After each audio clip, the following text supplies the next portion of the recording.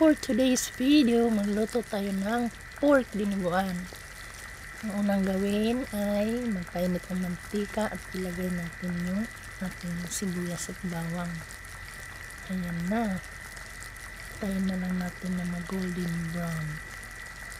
Shout out sa mga nanonood. Please comment below kung taga saan kayo para malaman ko kung hanggang saan nakarating ang aking dinuguan. At i-shout out ko kayo sa susunod kong videos. Ayan na. Malapit na siya. Halo kayo dito. I-add na natin ang ating pork. Ayan. Sariwa na pork. Sariwang sariwa. Anyway guys, first time kong magluto ngayon ng dinuguan. Yan lang ako magluto ng dinuguan na puro laman.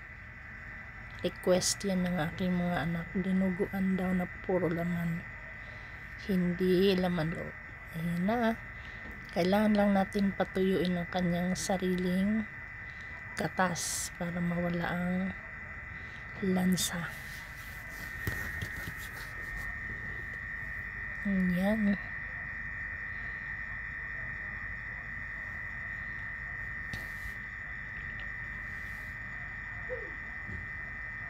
Wait lang natin. Ayan, lagyan natin ng tubig kasi palalambutin pa natin siya. Hindi ko na pinakita dyan. Nilipat ko yan sa pressure cooker para lumambot. After ko nalagyan ng tubig. At hindi na napakita dyan kasi hindi ko na-on ang aking camera. Self-shooting kasi tayo guys. Ayan. Excited na ako na matikman ang aking luto. Pero problema ngayon kasi wala akong panlasa.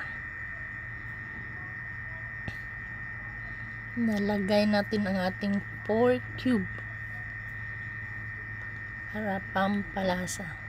Wala pa tayong nilagay dyan na asin guys ha. Wala pa tayong nilagay na asin kasi ang alam ko yung dugo may timpla. Ayan, nag-add din tayo ng bay leaf or laurel, daon ng laurel. Ayan,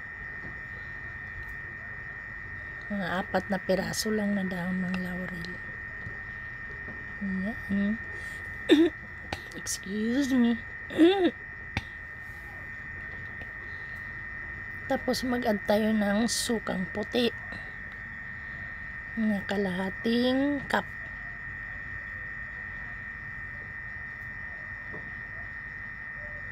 Ayan. Takpan natin ng sandali.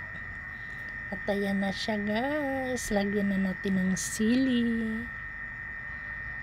Ayan, daming sili para mabango.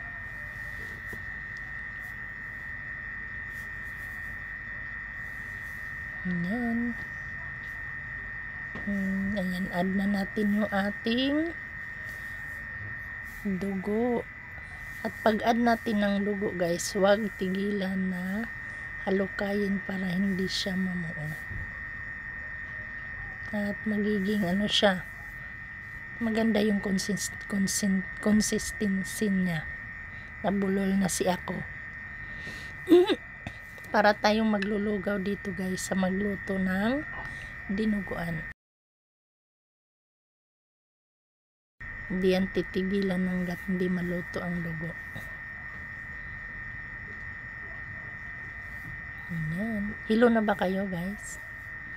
Ako excited na ako matikman ng aking luto.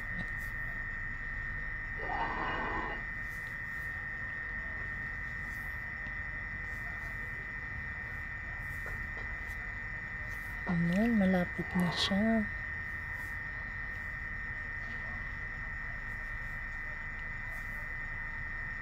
Kunti na lang.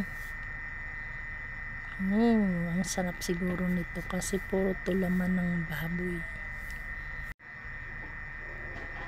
Ayan, malapit na siya. Ayan, luto na. Thank you for watching, guys. Thank you for the support and bye-bye.